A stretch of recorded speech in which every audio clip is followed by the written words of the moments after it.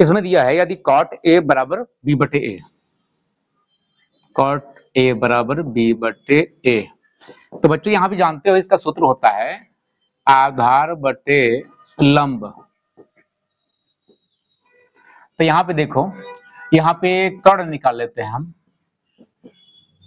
अब कर्ण निकालेंगे इसमें, तो यहाँ पे अंडर रूट में लंब का स्क्वायर प्लस आधार का स्क्वायर, तो इसमें लंब क्या है a और आधार b है, तो a square plus b square हो जाएगा। तब यहाँ पे हम सेक निकाल लेते हैं, सेक a बराबर कर्ण बटे आधार,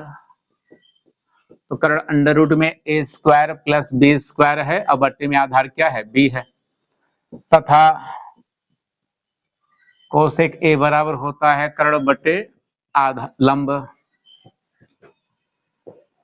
तो यहाँ पे ये कर्ण में a square plus b square बटे में a, अतः LHS ले लेते हैं जो हमें सिद्ध करना था। हमें सिद्ध करना था b सेक a बटे a कोसेक a, तो यहाँ पे b अंडर रूट में a square plus b square बटे b,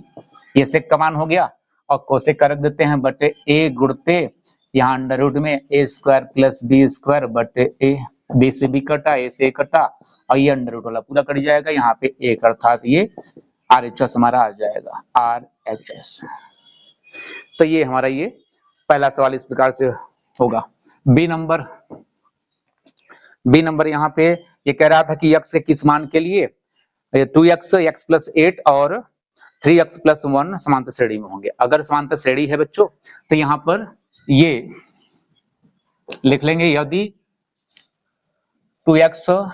x प्लस 8 तथा 3x प्लस 1 समांतर श्रेणी में हैं, तब T2 माइनस T1 बराबर T3 माइनस T2, ठीक है ना। तो यहाँ पे ये T1 है, ये T2 है, ये T3 है। T2 रखेंगे x प्लस 8 माइनस यहाँ पे 2x T1 है, अब बराबर यहाँ पे 3x माइनस प्लस 1 होगा, माइनस यहाँ पे x प्लस 8। तो यहाँ बच्चों ये घटेगा x वाला, तो माइनस x बचेगा प्लस 8 और बराबर यहाँ पे 3x प्लस 1 और माइनस यहाँ पे x माइनस 8। तो यहाँ बच्चों माइनस x और माइनस x ये भी है, काट देते हैं इसको, तो यहाँ पे 8 बचेगा। लेकिन बच्चों यहाँ माइनस 8 और यहाँ प्लस 1 घटेगा तो माइनस 7 उधर पक्षांतर कर देते हैं, तो ये प्लस 7 हो जाएगा, 3x यहाँ रहेगा, और ये 8 7 15 बराबर 3x और 3 से 3 बच्चे 15, x बराबर ये 5। तो ये इसका x का मान हो जाएगा। तो बच्चों इसके बाद देखते हैं अगला सवाल, ये सिद्ध करने वाला है सी नंबर। इसमें मान लेते हैं, माना 2 कर्ण में 3 एक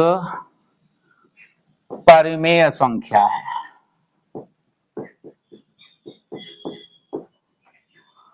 तब 2 कर्ण में 3 बराबर परिमेय संख्या p बटे q के रूप में होता है बच्चों। तो इसलिए इसको हम p बटे q के बराबर रखेंगे, और यहाँ पे कर्ण में 3 रखेंगे, 2 को बटे में भेज देते हैं p बटे यहाँ पे 2q। और यहाँ पे बच्चों अतः करके दिखाएंगे, अतः p 2 और q, p और 2 और q, यहाँ पे तीनों राशियां जो हैं पूर्णांक हैं, इसलिए p बटे 2q, अगर ये पूर्णांक है तो ये क्या हो जाएगा परिमेय संख्या, इसलिए p बटे 2q परिमेय संख्या है। लेकिन ये परिमेय संख्या तो है, ये क्या है अपरिमेय संख्या, तथा कर्ण में 3 अपरिमेय संख्या है।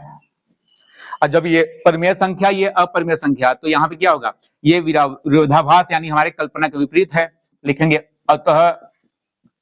यह हमारे कल्पना के विपरीत है। हमने जो माना था कि ये परिमेय है, तो ये हमारे कल्पना के विपरीत है, तो मतलब ये परिमेय नहीं है अपरिमेय है। तो लिखेंगे तब 2 कर्ण में 3 एक अपरिमेय संख्या है। तो इस प्रकार से ये सिद्ध हो जाएगा। अब यहाँ पर अगला देखते हैं, मेंसुरेशन का सवाल है डी नंबर। इसमें घन का आयतन दिया है, घन का आयतन 729 घन सेंटीमीटर दिया है ये। तो बच्चों यहाँ पे ये भुजा क्यूब होता है इसका आयतन, और ये 9 का क्यूब बना लेते हैं, तो भुजा हमारा कितना हो जाएगा 9 सेंटीमीटर। तब यहाँ पे क्या पूछ रहा है, तब घन का पूछ रहा है यहाँ पे संपूर्ण पृष्ठ, घन का संपूर्ण पृष्ठ। तो यहाँ पे ये घन का संपूर्ण पृष्ठ निकालने के लिए हम यहाँ पे सूत्र कौन सा लगाएंगे, यहाँ पे हम घन का संपूर्ण पृष्ठ 6 गुणित भुजा स्क्वायर, तो यहाँ पे 6 गुणित भुजा 9 है, 9 का स्क्वायर कर देते हैं, यहाँ पे हो जाएगा 6 गुणित 81, और यहाँ पे हो जाएगा 6 के 9 6 6 48 यानी 486 वर्ग सेंटीमीटर। तो इस प्रकार से ये इसका संपूर्ण पृष्ठ। तो बच्चों ई नंबर जो सवाल है, इसमें दो बिंदु दिया है, इसको मिलाने वाले रेखाखंड को 1:2 के अनुपात में अंतः विभाजित करने वाले बिंदु का निर्देशांक पूछ रहा है। तो यहाँ पे दो बिंदु हैं, देखो ए बी बिंदु मान लेते हैं यहाँ पे इसको, और यहाँ पे 2 का -3 है, और यह -4 का 6, और इसको अंतः विभाजित करने वाला जो बिंदु सी मान लेते हैं, और ये 1:2 के अनुपात में विभाजित कर रहा है, ठीक है। और इसका निर्देशांक, तो यहाँ पे ये यम ये यन मान लेते हैं, x1 y1 x2 y2। अतः बिंदु सी का निर्देशांक का सूत्र होगा x y करके मान लेंगे, यम x2 प्लस यन x1 बटे यम प्लस यन, और कामा यम y2 प्लस यन y1 बटे यम प्लस यन, ये सूत्र होता है। तो यहाँ पे ये देखो यम क्या है 1 है, और x2 क्या है, x2 यहाँ -4 है, और प्लस यन क्या है 2 है, और इनटू यहाँ पे x1 क्या है 2 है, और बटे में 1 + 2, कामा करके यहाँ पे यम का मान 1, गुणते y2 क्या है 6 है, और प्लस यहाँ पे यन का मान कितना है 2 है, और गुणते y1 क्या है -3 है, और बटे में 1 + 2। यहाँ पे देखो -4 हो जाएगा ये, और 2 दूनी 4 बटे 3, कामा यहाँ पे देखो 6 एकन्नम 6, और माइनस ये 2 3 6 बटे में यहाँ पे 3। यहाँ बच्चों क्या हो जाएगा, ये यहाँ पे कट जाएगा तो 0 हो जाएगा, कामा क्योंकि कटने पे 0 तो पूरा 0 कर देगा, और यहाँ पे भी ये कट के 0 यानी 0,0। अगला सवाल एफ नंबर है। एफ नंबर बच्चों ये है माध्य निकालने के लिए, इसमें वर्ग अंतराल देखो इस प्रकार से करेंगे,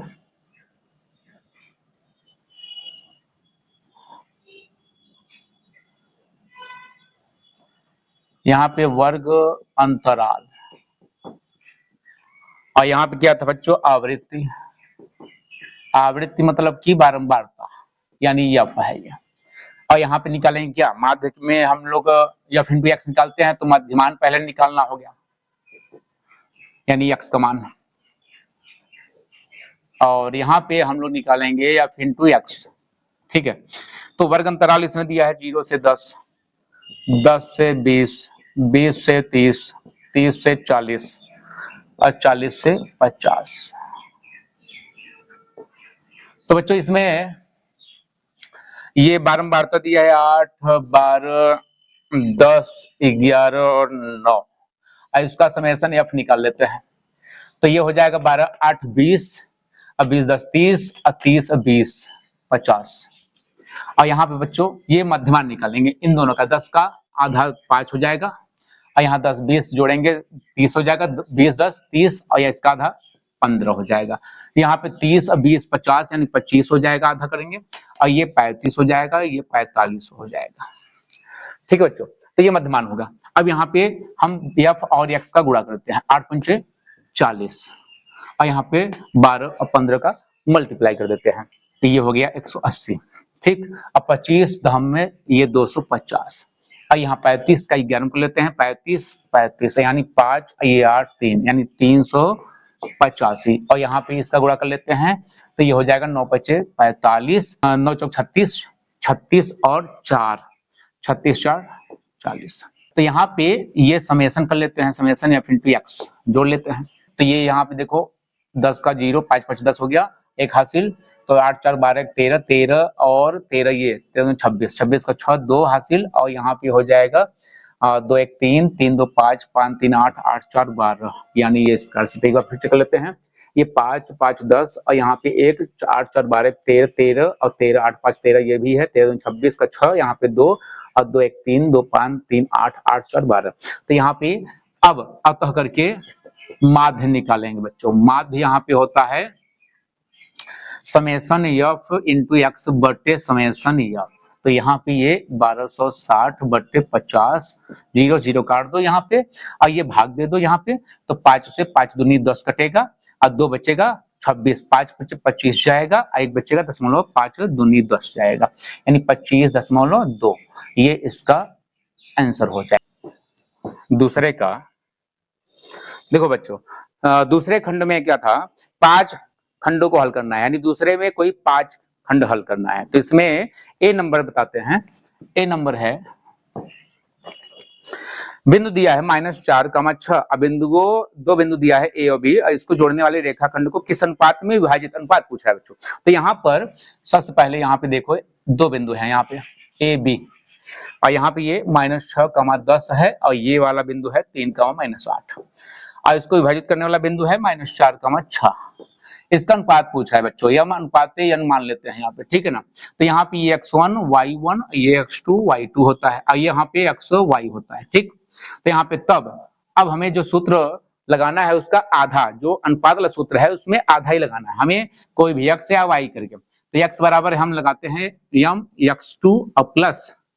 n x1 और बटे में यम प्लस n। यहाँ पे x का मान क्या है बच्चों, -4 है, तो -4 रख दिए। यहाँ पे m का मान निकालना है, और गुणते x2 यहाँ पे देखो, x2 यहाँ पे 3 है, और प्लस यहाँ पे n का मान निकालना है, और गुणते x1 का मान -6 है, और बटे में क्या है यम प्लस n रहेगा। ये तो गुणा कर देते हैं इसमें, तो -4 यम और -4 n बराबर ये 3 यम यहाँ पे, और ये माइनस में 6 n। तो हम यहाँ पे -4 यम और -3 यम को एक तरफ कर लेते हैं, पक्षांतर कर दिए माइनस में, और ये इसको इधर ले आते हैं -6 n लिख के, और ये प्लस में 4 n हो जाएगा।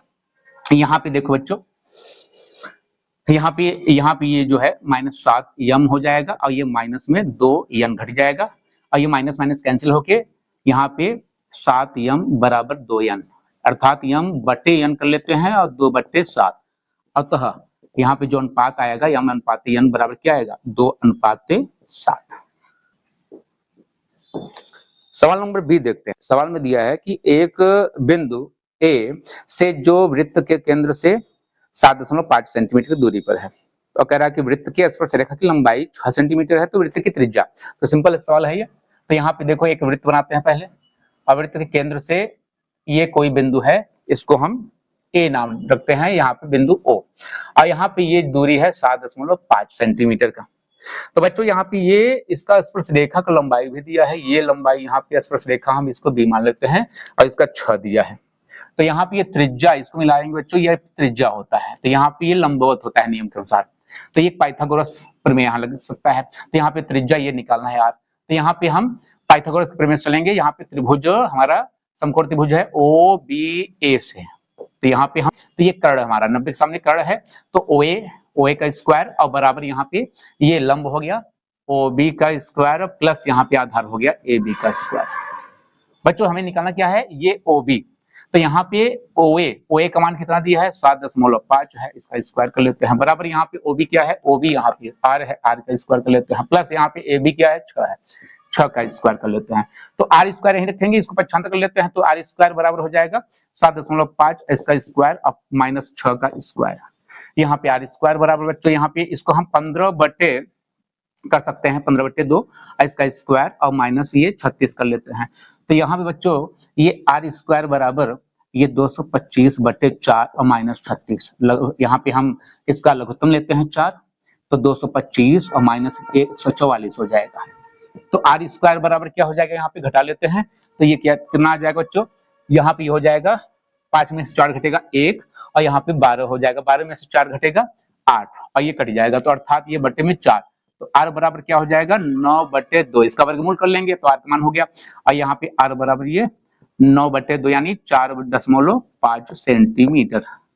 ये यहाँ पे आर यानी इसकी त्रिज्या आ गई, यही पूछ रहा था, ठीक ना, यही आंसर हो जाएगा।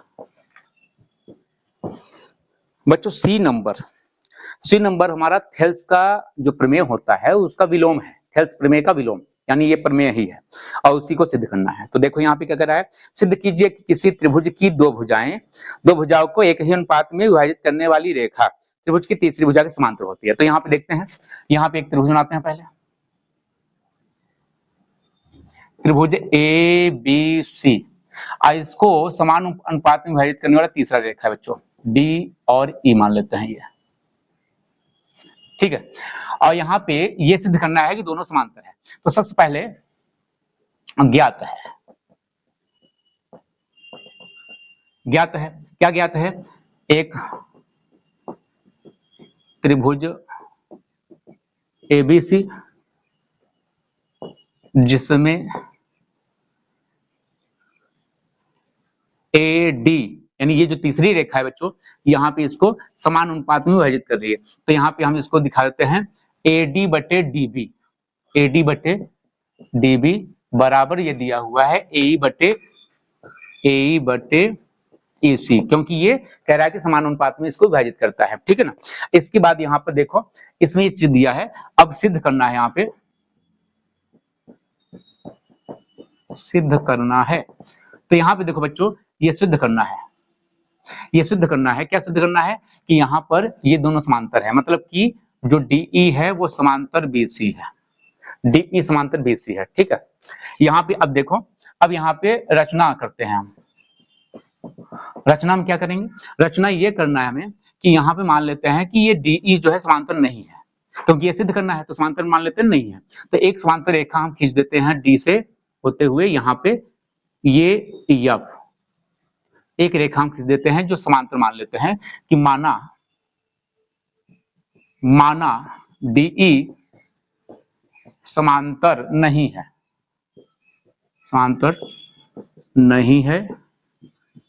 तब BC के समांतर DF, यहाँ पे DF, तो DF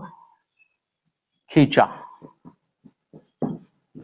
भाई, यहाँ पे हम यहाँ मान लेते हैं कि ये समांतर नहीं है, जो सिद्ध करना है समांतर नहीं है, तो हम समांतर रेखा खींच लेते हैं, मान लेते हैं समांतर है, तो ये समांतर लेकर हमने खींचा, ये रचना के अनुसार ले लिया। अब यहाँ पे जब समांतर खींच लिए तो उपपत्ति में चलते हैं,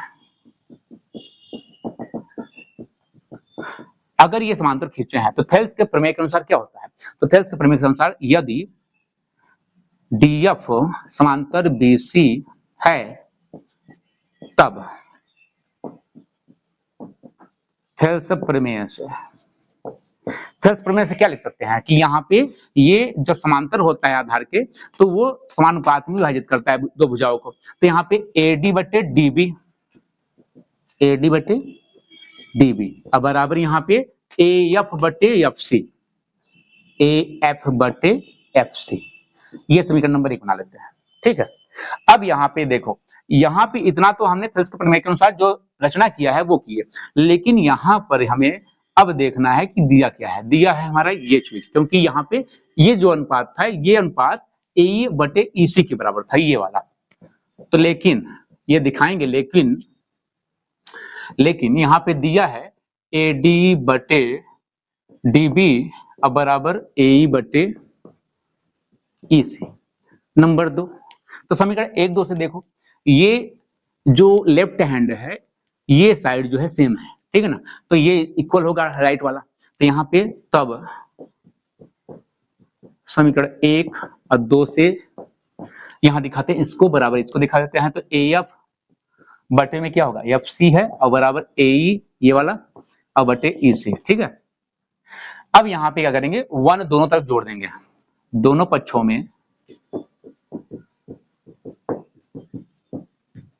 में एक जोड़ने पर, तो एक जोड़ते हैं AF बटे FC प्लस 1 बराबर AE बटे EC प्लस 1, यहाँ लघुत्तम लेते हैं तो FC,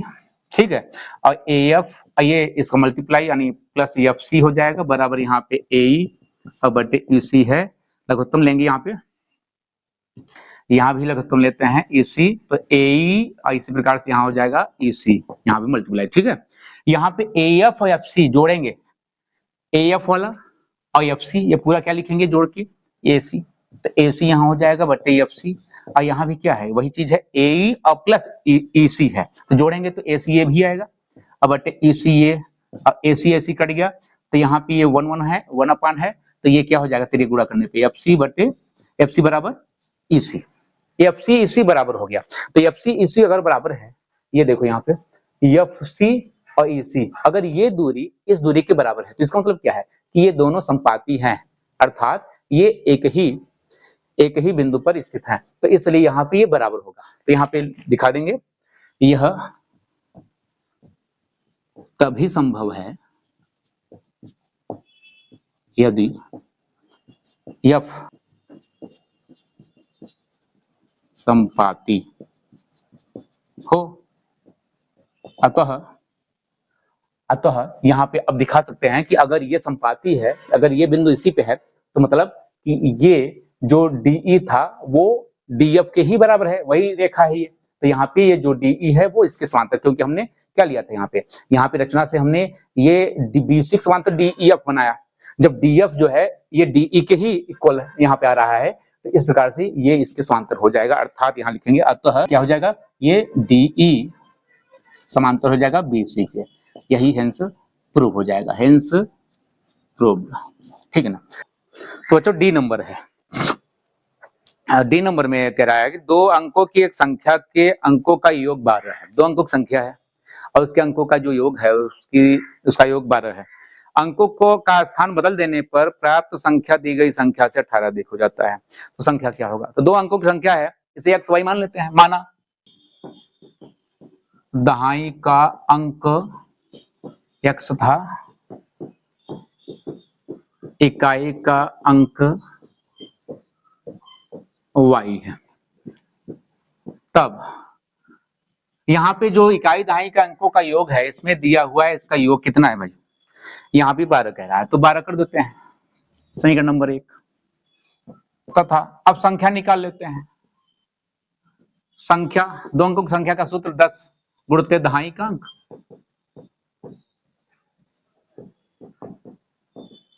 अब प्लस इकाई का अंक, तो इसमें रख देते हैं, तो 10 दहाई वाला क्या माने हो एक्स, इसका वाई, लेकिन कह रहा है अंक बदल जाता है, सवाल में कह रहा है देखो अंक बदलता है, तो अंक बदलने पर नई संख्या बना लेते हैं, तो अंक अगर बदलेगा तो दहाई के स्थान पे इकाई, इकाई के स्थान पे दहाई आ जाएगा, मतलब एक्स की जगह पे वाई, वाई की जगह पे एक्स हो जाएगा, तो अर्थात ये 10 वाई प्लस एक्स हो जाएगा। तब प्रश्नानुसार, अब प्रश्न क्या कह रहा है देखो, कह रहा है कि अंकों के स्थान बदल देने पर प्राप्त संख्या, जो प्राप्त संख्या है नई वाली ये, और जो पुरानी संख्या है ये वाली है, तो जो प्राप्त संख्या है वो दी गई संख्या से 18 अधिक है, तो जो ये प्राप्त वाला संख्या है 18 ज्यादा है, 18 अधिक है अगर, तो बराबर तभी होगा जब इसे भी 18 अधिक कर दोगे, तो यहाँ पे ये 10y प्लस एक्स, और ये पक्षांतर कर लेते हैं -10x और -y बराबर 18 ही रखते हैं, तो यहाँ पे x वाला पहले घटा देते हैं -9x, और ये वाला घटाते हैं तो प्लस में 9y बराबर 18, 9 से यहाँ पे कट रहा है, भाग देते हैं, तो 9 से भाग देने पर, 9 से भाग देने पर, तो 9 से काटेंगे तो -x और ये प्लस y और प्लस 9 दूनी 18 यानी 2 नंबर 2, समीकरण 1 और 2 को हल कर लेते हैं, 1 और 2 से x प्लस वाई बराबर 12 था नंबर 1, और 2 वाला -x प्लस वाई बराबर 2 है नंबर 2 है ये। अब बच्चों यहाँ पे ये प्लस माइनस में है तो जोड़ देते हैं इसको, जोड़ने पर तो ये कट जाएगा, यहाँ पे 2y अब बराबर ये 14 हो जाएगा, 2 सत्ते 14 अर्थात y बराबर क्या आ जाएगा 7, तो y का मान किस में रख दें, y का मान हम रख देते हैं 1 में या 2 में, किसी में रख दो, तो 1 में रखने पर तो यहाँ पे x प्लस वाई बराबर 12 है और x का मान यहाँ पे लिखेंगे ऐसे ही, y का मान 7 है बराबर 12, यानी x बराबर क्या आ जाएगा 7 पे 6 कर देंगे तो ये क्या आ जाएगा 5। अब तो संख्या पूछा था, संख्या क्या है हमारा पुराना संख्या 10x प्लस वाई, और ये 10 गुणते 5 अब प्लस वाई का मान 7, यानी ये 10 × 5 = 50 और 7 जुड़ेगा 57, ये हमारा संख्या हो जाएगा, आंसर हो जाएगा। बच्चों ई नंबर है, इसमें द्विघात समीकरण दिया हुआ है, कड़े में 3 x स्क्वायर माइनस 11x और प्लस 8 कड़े में 3 बराबर 0, इसके मूल निकालने हैं बच्चों। तो गुणनखंड कर लेते हैं, इसका गुणनखंड करेंगे तो सबसे पहले क्या करेंगे, यहाँ पे x स्क्वायर गुणांक और अचर वाला गुणा कर लेते हैं, तो कड़े में 3 गुणते 8 कड़े में 3, ये दोनों का गुणा कर लेते हैं तो क्या हो जाएगा, ये कड़े में 3 हो जाएगा 3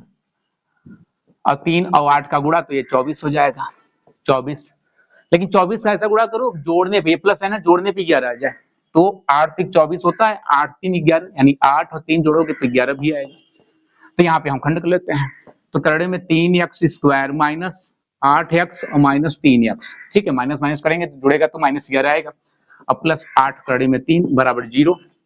इसके बाद यहाँ पे कॉमन लेते हैं, तो करड़े में यहाँ पे देखो कॉमन क्या होगा, x कॉमन होगा, x,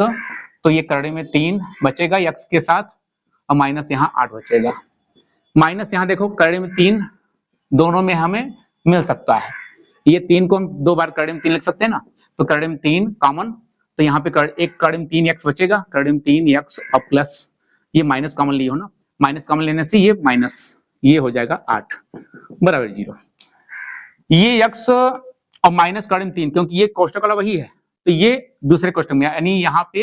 ये कॉमन ले लेंगे, करड़े में 3x माइनस 8, तो यहाँ पे दूसरे में बचेगा ये दोनों, तो x माइनस करड़े में 3 और ये बराबर 0। तो अतः करके कंडीशन दिखाते हैं कि x यदि ये वाला करड़े में 3x माइनस 8 बराबर 0, तो करड़े में 3x और ये 8 इधर आ जाएगा, तो यहाँ पे x बराबर क्या होगा 8 बटे करड़े में 3, समीकरण कर दो इसका ऊपर नीचे गुणा, तो यहाँ पे 8 करड़े में 3 बटे 3, ये पहला हो गया। और दूसरा इससे निकाल लो, यदि x माइनस करड़े में 3 बराबर 0, तो x बराबर क्या होगा करड़े में 3, और तो करके लिख दो मूल कौन कौन होंगे, 8 करड़े में 3 आया बटे 3 और कामा करके करड़े में 3, ये हमारा मूल हो जाएगा इसका, ठीक है। अगला सवाल बच्चों माध्यिका का है, माध्यिका देखते हैं सवाल, ये वर्ग अंतराल आवृत्ति दिया हुआ है, तो यहाँ पे ये हमें इसके लिए 3 कॉलम बनाने होंगे,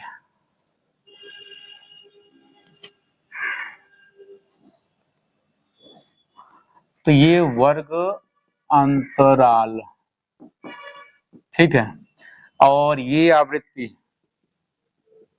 आवृत्ति यानी बारंबारता यानी f, ठीक है, और इसके बाद यहाँ पे ये संचयी बारंबारता, संचयी आवृत्ति यहाँ लिख सकते हैं CF, ठीक है। यहाँ पे देखो वर्ग अंतराल क्या दिया है, 0 से 10 दिया है, 10 से 20 दिया है, 20 से 30 दिया है, 30 से 40 दिया है, 40 से 50 दिया है, ठीक। और यहाँ पे देखो बारंबारता 2 8 20 15 5, ठीक है ना। अब माध्यिका निकालने के लिए क्या करेंगे, पहले संचयी बारंबारता 2 पहले लिखेंगे ये वाला, इसके बाद इसमें जोड़ देंगे, तो ये 8 2 10 हो जाएगा, 10 20 30 हो जाएगा, 30 15 45 और 45 5 50, और यहाँ समेशन करोगे तो ये भी 50 आएगा, ठीक है ना। यानी ये क्या है n का मान। तब पहले हम निकालेंगे माध्यिका वर्ग, माध्यिका वर्ग के लिए n बटे 2, यानी ये n का मान हो गया तुम्हारा, तो यहाँ पे 50 बटे 2 अर्थात ये 25वां पद। तो 25वां पद कौन है, 25वां पद यहाँ पे देखो ये 2 पदों तक है, यहाँ पे 10 पद है, इसमें 30 पद है, यानी 10 के बाद 11 से लेकर 30 तक इसमें है, तो यानी 25वां इसमें आएगा, यानी तीसरे वाले में, ये हमारा माध्यिका वर्ग होगा, यानी यहाँ पे 20 डैश करके यहाँ पे 30, तो ये हमें ये माध्यिका वर्ग निकाल लेना है पहले। तथा अब माध्यिका का हम मान निकालेंगे, माध्यिका बराबर सूत्र क्या था, L1 plus L2 minus L1 बटे स्मॉल f और कोष्टक में n बटे 2 माइनस कैपिटल F। तो यहाँ पे देखो ये सूत्र होता है माध्यिका का, वर्ग अंतराल पे।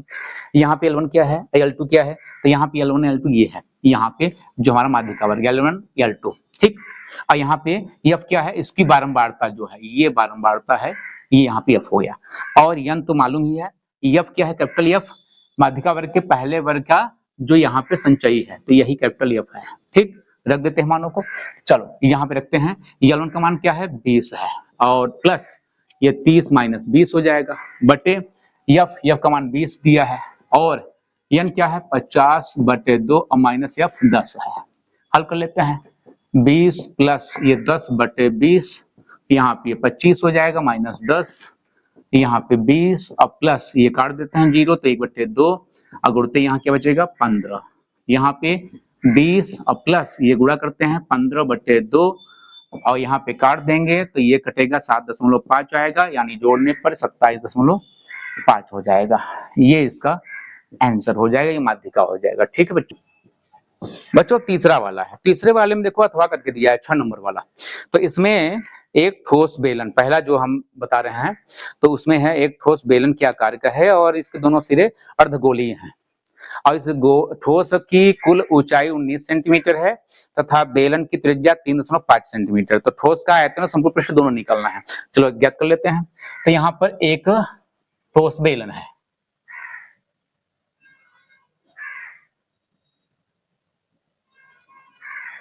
और इस पर 2 अर्धगोले कह रहा है दोनों सिरों पर, ये इस प्रकार से बच्चों। तो यहाँ पर देखो, इसमें पूरा जो ऊंचाई है इसका 19 दिया, 19 सेंटीमीटर, ये पूरा ऊंचाई है, ठीक है ना, ये इसका ये पूरा ऊंचाई हो गया। इसके बाद ये कह रहा है कि बेलन की जो त्रिज्या है 3.5 है, ये त्रिज्या 3.5, ये त्रिज्या इतनी होगा, ठीक है ना। ऐसे यहाँ भी होगा 3.5 ये। अब यहाँ पे कह रहा है कि ठोस का आयतन और संपूर्ण पृष्ठ, यानी पूरे ठोस का संपूर्ण पृष्ठ और आयतन भी निकालना है। तो सबसे पहले ये ध्यान दो बच्चों, पूरे ठोस का निकालने के लिए इसमें देखो एक बेलन भी है और दोनों तरफ अर्धगोले हैं। तो अर्धगोले का जो त्रिज्या होगा वो 3.5 ही होगा, किसी पे जो है अध्यारोपित है, तो इसलिए उसका भी त्रिज्या वही होगा। तो यहाँ पे आर का मान तो सेम है दोनों का, आर बराबर 3.5 सेंटीमीटर।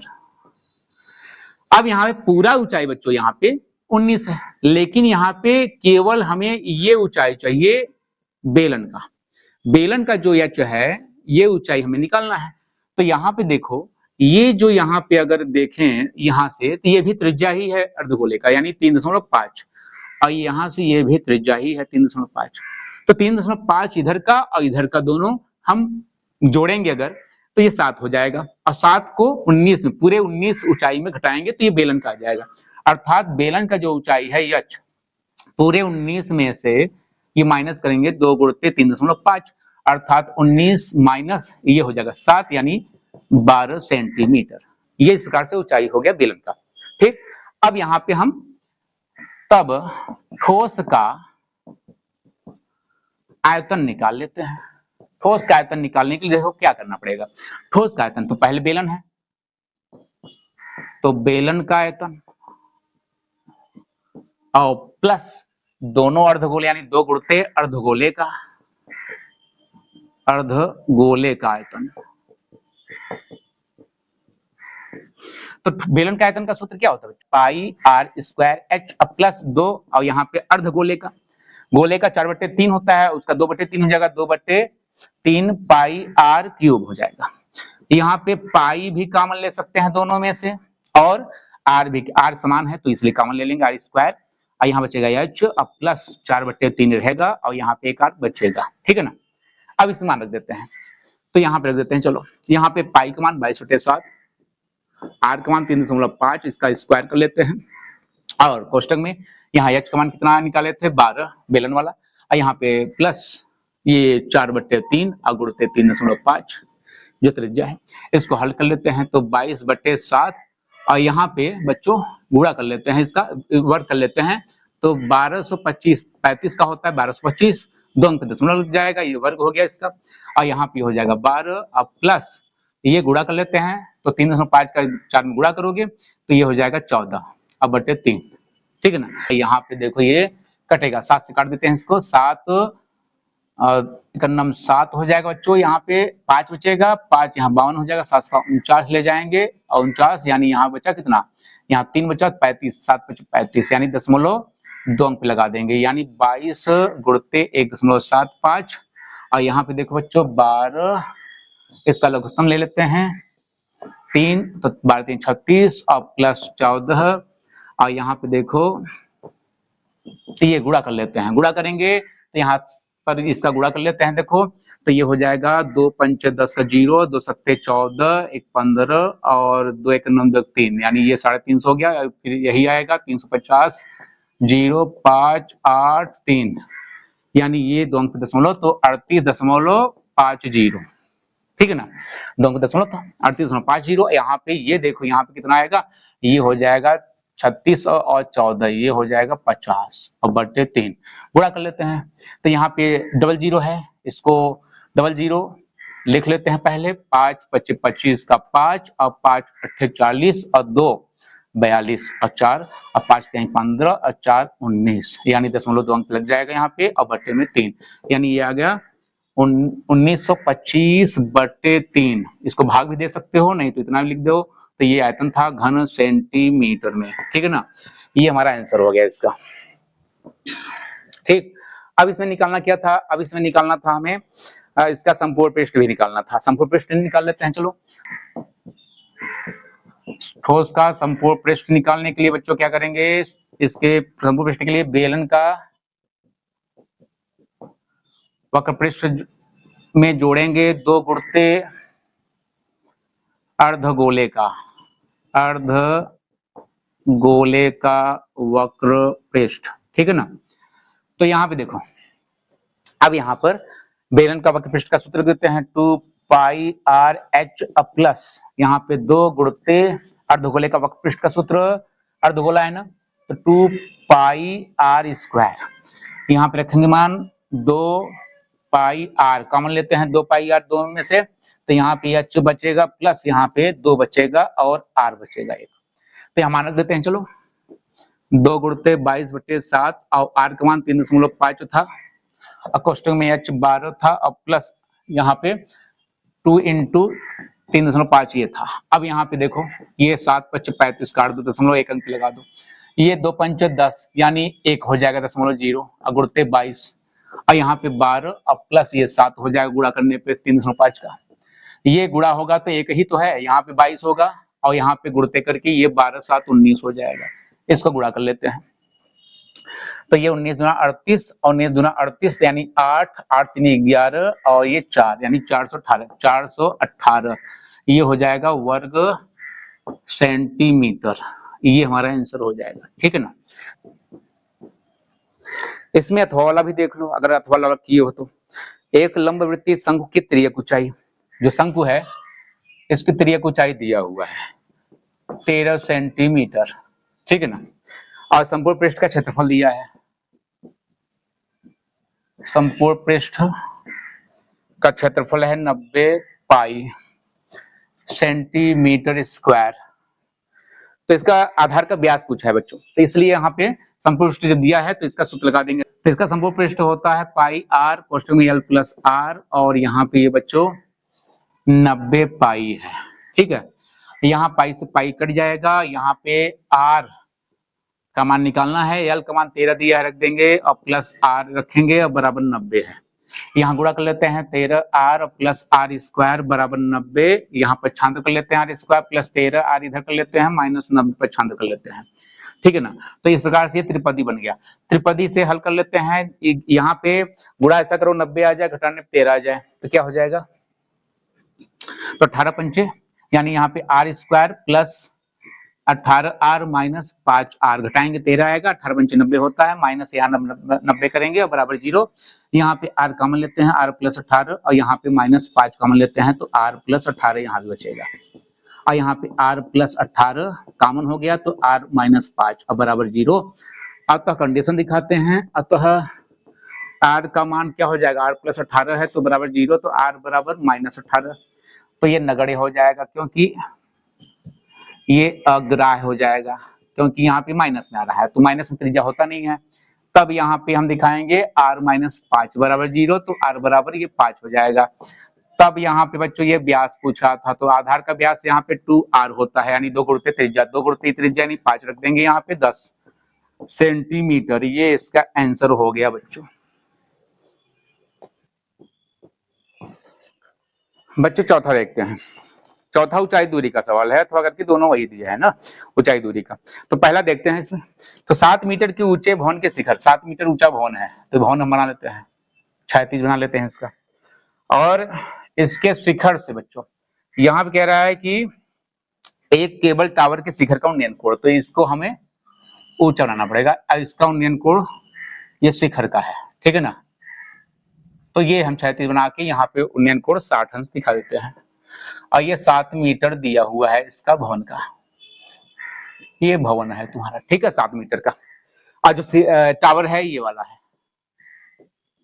ठीक। अब यहाँ पे इसके पाद का अवनमन कोण है, ये पाद, यहीं से इसके पाद का अवनमन कोण है, देखो ये इस प्रकार से। तो ये है 45 अंश का अवनमन कोण। तो नीचे वाला भी क्या होगा, एकांतर के नियम से 45 अंश हो जाएगा, ठीक। और यहाँ पे इसका पूछा है, टावर का ऊंचाई पूछा है, कह रहा है कि टावर, केबल टावर की ऊंचाई ज्ञात कीजिए। तो इसमें देखो, अगर ये 7 है तो ये लंबवत, क्योंकि क्षैतिज पे लंबवत है यहाँ पे, तो ये 7, ये भी 7 हो गया, यानी 7 यहाँ से यहाँ तक, ठीक। और ये पूरा एच है, तो ये 7 है, पूरा एच है और 7 है नीचे, तो ये घटाएंगे तो कितना आएगा, h-7, ठीक। तो ये यहाँ से यहाँ तक का हो गया। तो नामकरण करते हैं, ए बी सी, यहाँ डी कर देते हैं, यहाँ ई कर देते हैं, ठीक है। इसके बाद यहाँ पे हम मान लेंगे, माना केबल टावर की ऊंचाई h मीटर है, तथा अब यहाँ बच्चों यहाँ पे इसको आधार नहीं दिया है, इसको x मान लेते हैं, ये दोनों बराबर होगा ऊपर नीचे। तो यहाँ पे हम BC और AD बराबर दिखाते हैं x, ठीक है। और यहाँ पे ये देखो AB और DC, AB बराबर DC है बराबर 7। तब यहाँ बच्चों ये निकालते हैं ED यहाँ पे हो जाएगा, पूरे h में से 7 घटाएंगे, h-7 हो जाएगा, ठीक है। तथा एकांतर कोण से यहाँ दिखाते हैं ये वाला कोण, अर्थात कोण BCA वाला, कोण BCA बराबर हो जाएगा DAC, ये दोनों 45 एकांतर नियम से दिखा देते हैं। ये कोण तो 60 दिया ही है। अब बच्चों यहाँ पे क्या करना है, यहाँ पे हमें ये देखना है कि 45 अंश का ये ABC वाला हम त्रिभुज लेंगे पहले। तो समकोण त्रिभुज ABC से, तो इसमें बच्चों tan 45 का कोण है, ठीक है ना। और लंब यहाँ पे 7 है, आधार कितना है x, तो यहाँ पे 7/x कर देते हैं। 45 tan 45 का मान 1 और 7/x, तो गुणा कर देते हैं, तो क्या हो जाएगा, x बराबर 7 हो जाएगा, नंबर 1 बना देते हैं, ठीक। अब इसके बाद क्या करेंगे, इसके बाद यहाँ पे ये वाला त्रिभुज लेंगे 60 वाला। तो EDA से समकोण त्रिभुज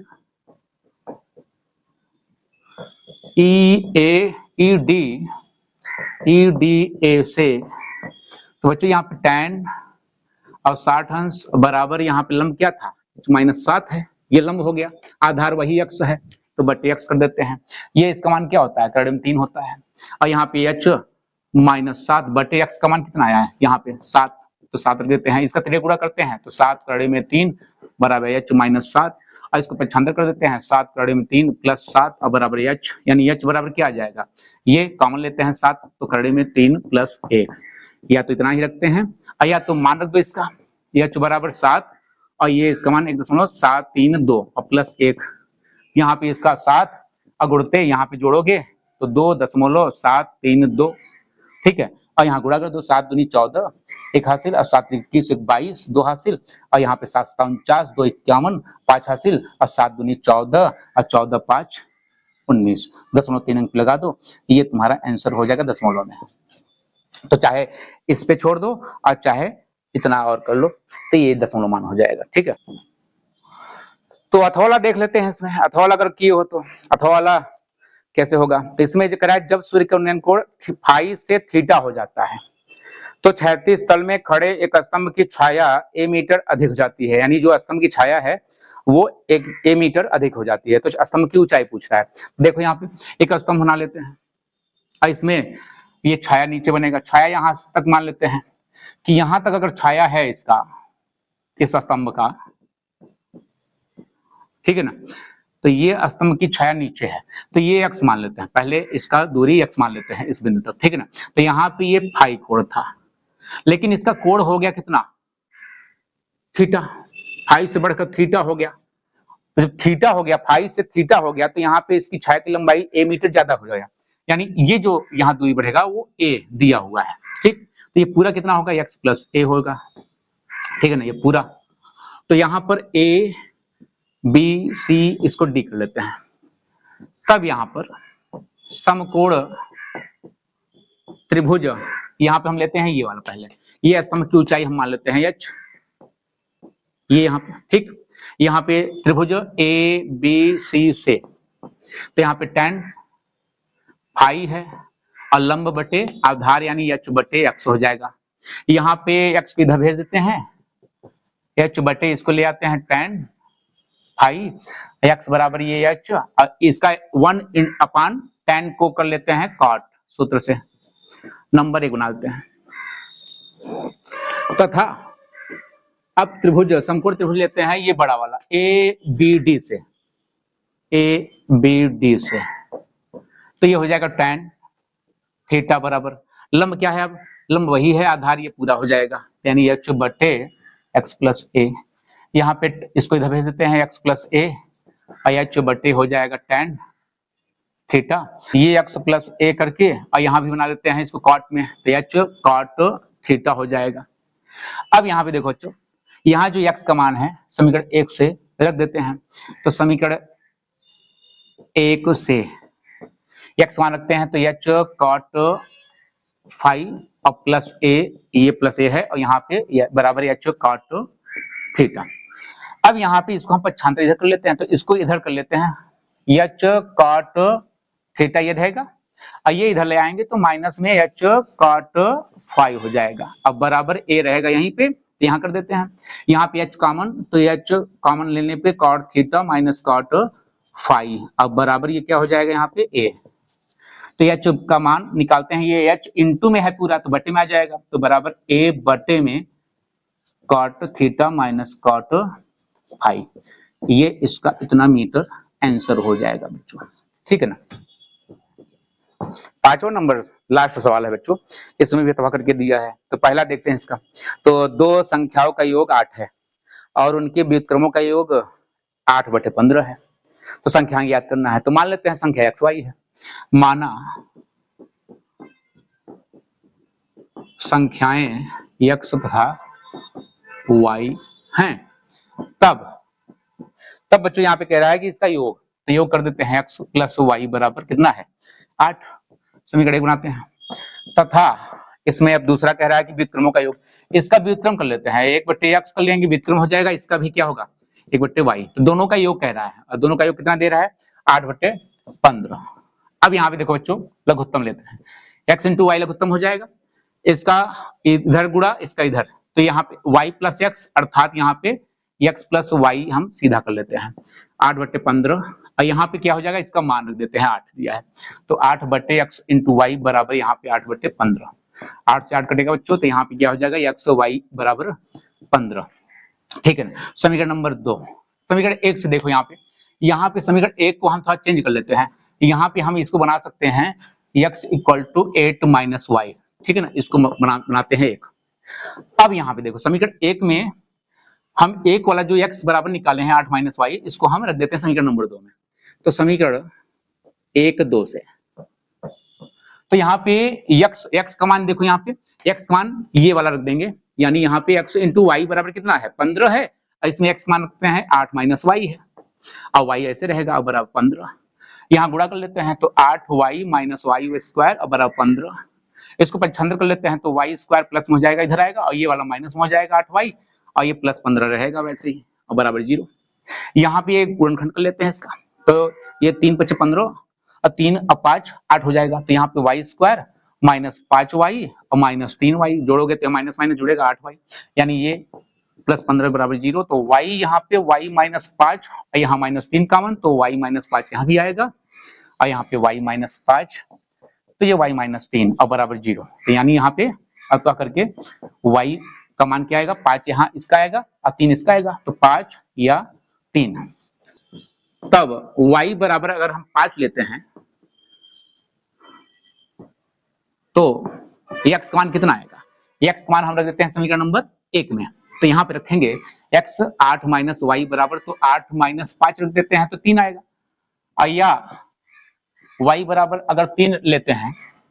तो यहाँ पे x बराबर क्या आएगा, 8 माइनस 3 अर्थात 5 आएगा। अतः करके लिख देंगे, अतः संख्याएं अगर 5 और 3 है तो 3, 5 अथवा यहाँ दूसरे के आधार पर क्या होगा, 5 और 3 यानी एक्स वाई वाला होगा। तो ये इसका आंसर हो जाएगा। अब इसका अथवा भी देख लेते हैं, अगर अथवा की हो आप लोग तो अथवा में देखते हैं क्या है। दो क्रमागत संख्या धनात्मक पूर्णांक है, दो क्रमागत धनात्मक पूर्णांक है, ध्यान देना, और इनके वर्गों का योग 365 है। तो धनात्मक क्रमागत पूर्णांक, तो याद रखो यहां मानना पड़ेगा, माना पहला पूर्णांक, पहला धनात्मक पूर्णांक, धनात्मक पूर्णांक कितना होगा x, तथा दूसरा क्रमागत लिखना जरूरी है यहाँ पे, क्रमागत क्या रहा है, क्रमागत धनात्मक पूर्णांक क्या होगा, x + 1, x + 1 है ना, क्योंकि भाई एक के बाद दो कब आएगा, धनात्मक पूर्णांक है ये, एक के बाद दो, दो के बाद तीन, तो एक जोड़ने पे आता है, तो x मान लिया x + 1 हो गया। तथा अब कह रहा है कि प्रश्नानुसार कह रहा है इनके वर्गों का योग, यानी x का स्क्वायर कर दिए और x + 1 का स्क्वायर कर दिए, तो इनका योग जो है वर्गों का योग कितना दिया हुआ है, 365, ठीक है ना। तो हल करते हैं x स्क्वायर + 1 और +2x है ना, a + b के होल स्क्वायर से, ठीक है। अब बराबर यहाँ पे 365, यहाँ पे ये 2x स्क्वायर जुड़िएगा और +2x, और यहाँ पे ये पक्षांतर करते हैं तो a माइनस में हो जाएगा, मान प्लस माइनस 365 लाएंगे पक्षांतर तो बराबर 0, और 2x स्क्वायर + 2x यहाँ पे है, और ये देखो यहाँ पे घट जाएगा -364, लेकिन 2 से भाग हो सकता है, तो 2 से भाग करते हैं, भाग देने पर तो कर देते हैं 2 से भाग, x स्क्वायर + x और माइनस यहाँ पे 2 × 2 और 2 × 8 = 16, 2 × 2 = 4 अर्थात 0 बराबर करके। यहाँ पर अब ये गुणनखंड कर लेना है, गुणनखंड करेंगे एलसीएम निकाल लेते हैं इसका, एलसीएम निकालेंगे तो देखो यहाँ पे क्या होगा 182, और यहाँ पे हो जाएगा 2 से 2 × 18, 2 × 2, और यहाँ पे ये 7 से देखते हैं, 7 × 7, 7 × 21 और 13 × 13, तो यहाँ पे 2 सत्ते 14, 14 2 सत्ते 14 और 13, ये घटाओ क्या आएगा, 1 आएगा ना, तो यहाँ बीच में 1 लाना है घटाने पर, तो ये हो जाएगा x स्क्वायर अब प्लस यहाँ पे 14 और 13 मिला, 14x और -13x और -182 यहाँ पे, ये बराबर 0। यहाँ पे x कॉमन लेते हैं, x + 14 हो जाएगा, और यहाँ पे -13 कॉमन, तो x + 14 यहाँ भी बचेगा अब बराबर 0। यहाँ पे क्या, यहाँ पे x + 14 कॉमन लेते हैं, x + 14 कॉमन, तो x -13 ये हुआ, ठीक है ना। अब यहाँ पे अतः अब x + 14 को दिखाते हैं 0, तो x बराबर क्या आएगा, -14, और ये अग्राह्य क्यों होगा, अग्राह्य इसलिए होगा कि माइनस में है, और ये धनात्मक पूर्णांक है इसलिए यहाँ पे ये अग्राह्य कर लेंगे, तथा x -13 वाला दिखाते हैं ये वाला, तो x बराबर क्या आएगा 13, तब यहाँ पे ये धनात्मक निकालते हैं, तो पहला धनात्मक पूर्णांक क्या होगा हमारा, x माने हो तो ये 13 हो गया, तथा दूसरा क्या होगा, दूसरा क्रमागत धनात्मक पूर्णांक